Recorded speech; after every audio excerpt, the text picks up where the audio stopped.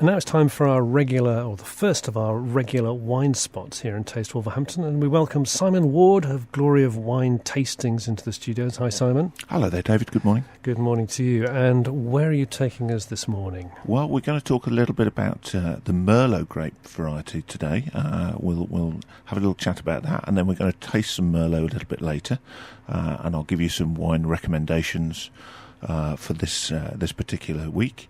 And so Merlot, it's actually the third highest amount of grapes planted in the world, and one of the most important. We call it Merlot. The Americans have decided they like to call it Merlot, which is very strange, but that's the way they do it. Merlot, of course, is French in origin, and it actually comes from the French word for blackbird, which is merle. That's the origins of the word Merlot. Of course, the berries of Merlot they're large blackberries, and they have thin skins, and the fact they have thin skins is quite an important part in the role that they play in winemaking. Merlot, of course, most importantly, is from France, and a lot of the most well-known wines in the world are made in Bordeaux, and Merlot is a big component part of the Bordeaux wines that continue to be popular to this day. Merlot is made all over the world, so in Chile, in Australia, in New Zealand and in California and other parts of the US and in most of the Eastern European countries such as Romania. And also, not a lot of people realise that quite a lot of Merlot is grown in Italy. It's actually the fifth most widely planted grape in Italy, which is not well known at all. But most importantly, it's France, of course, and Bordeaux region in particular. And we can't really talk about Merlot without talking about Cabernet Sauvignon at the same time, because they're a pair. They come as a pair, if you like. And we talk about claret, and most claret that we drink, which is Bordeaux wine, is a blend of the two. It's Merlot and Cabernet Sauvignon, and the two as a blend make the best wine. If you learn a little bit about the wines from Bordeaux region, we have the Gironde estuary, which is kind of splits the region in two, if you like. So we have what we call the left bank, and that's the Médoc, and a lot of the wines there are sort of Cabernet Sauvignon dominated. So you've got more Cabernet Sauvignon than you have Merlot in the blend. And then on the right bank, and that's the area, you may have heard of the town of Saint-Emilion, which of course is very famous.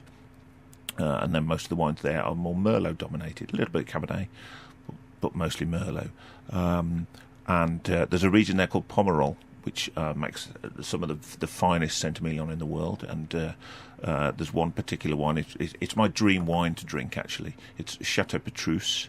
And just to give you an idea, about £2,000 a bottle. I think you're looking at for a bottle of that, even more for the top vintages. So that's my dream. I've never tasted it, and I think it's unlikely that I will, but I would love to. You never know. With Merlot, we tend to have sort of two different styles of wine. Most of the New World ones, and when we say New World, we're talking about anywhere that's not Europe, essentially. So that's Australia, New Zealand, and so on, South Africa. They tend to be quite light in tannin. But we get some that are made a bit more fuller. But it's usually the kind of medium-bodied style that you get with Merlot, which means that kind of Merlot wines are an easy drinking wine that will pair with an awful lot of different foods. So in terms of food pairing, grilled meat dishes, stews, casseroles, pasta with tomato sauce is a good pairing for Merlot. Sausages, great. Barbecue food, great. Pâtés and terrines also a good match. But my favourite is cottage pie. There you go. Bring it back to a bit of a British classic. Yes. I think a nice cottage pie, and of course cottage pie made with beef rather than lamb, which of course would be shepherd's pie, is a great pairing for Merlot. A little bit about Merlot for you. As I said, very important grape variety. And we have a wine recommendation, and we'll come on to that in a little while. So I have some other wine recommendations for you, David. If I've got a white, a rosé, and a bit of sparkling wine for you this week. If anybody's looking for an interesting white to try, from Sainsbury's, this one, it's the Elegant Frog Viognier. Viognier grape variety is one that I particularly like. Now, it's a bit of a quirky name, I understand that, and you might look at the label and think, that's a bit naff, but it's actually a very, very good wine. It's from southern France, and a gentleman called Jean-Paul Mass, and he makes some very, very good wine. And it's $8.75 in Sainsbury's at the moment, but you can get 2 for £12 online, and I think that's great value. So that would be my white wine recommendation. So it's worth looking online. Worth looking online. Right. If you do your shopping online, then great. But I think I'm not sure how much you have to spend to get free delivery from Sainsbury's, but it's worth doing. A rosé recommendation for you for this month. It's slightly difficult to pronounce, but it's from Lidl. And it's a bargain price. It's £3.79. Can't say fairer than that, really. I can't believe that. It's the Mezquera Navarro rosé from the Navarra region of Spain. It's made from the Tempranillo grape, which is the same grape that we see in Rioja. And it's quite a full-bodied rosé, and it's sort of full of kind of crunchy strawberry and raspberry flavours. And it's one that we drink at home a lot, actually. And at $3.79, why wouldn't we? I don't know about you, but I think rosés seem to have really come along in the last few years. That one thinks back to the sort of, I'm trying to avoid. Well, no, I'll give the brand name. The sort of Portuguese Matias rosé, sure. And one or two others that were kind of easy wines to ask for, perhaps, but not particularly great amount of flavour. But suddenly there's a great number of rosés available. Absolutely, and I'll always recommend a rosé every time, because rosé wines are incredibly popular now, and they're made in a whole gamut of different styles. We'll bring a rosé in one week and give it a try, because there's so much choice out there to look at. Yeah, but this one, I don't know how they can sell it for that price. Nor do I. I have a sparkling wine recommendation. Now Prosecco, of course, is big business at the moment. It's kind of what we tend to call the bar call, that people will actually come and ask, can I have a glass of Prosecco in hospitality? I seem to recall that the sales of Prosecco outdid champagne this Christmas. Absolutely, I think they did. Yeah.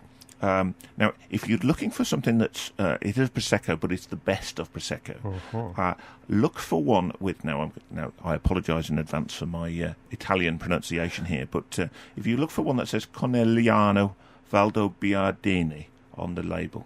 I think we'll put all these online. We'll put these online somewhere where you can read them. We'll definitely put this information online for you.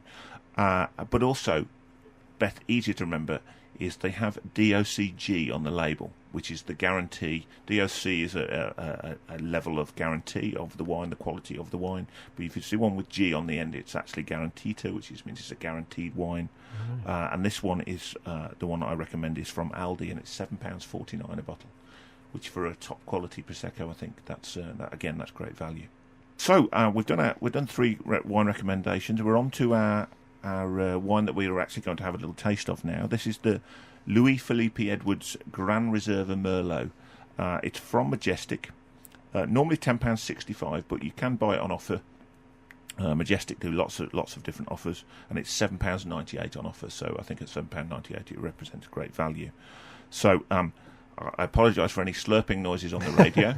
It's just it's genuine. And David has a glass too to have a little taste of. Let's talk a little bit about, without getting sort of over professional and over floral about it. But I mean, one doesn't just sort of knock it back. Yes. And there are full ways to fully enjoy it, because it's not just the flavour, but there's the aroma as well. Absolutely. 3 parts to doing a tasting. First, we have a little bit of a look at the colour, and it's sort of quite a bright purple, I would say, with sort of pinky edges, and very pleasant colour. And then the second thing we do is have a little smell, swish around the glass and get our noses in there for a little smell. Oh yes, of which that has plenty. Yeah, we've got some sort of flavours of raspberry, I would say, and a little bit of cherry. Very pleasant, actually. Yes, that's a definite dark fruit. And of course, the most important thing of all is have a little taste. If we must.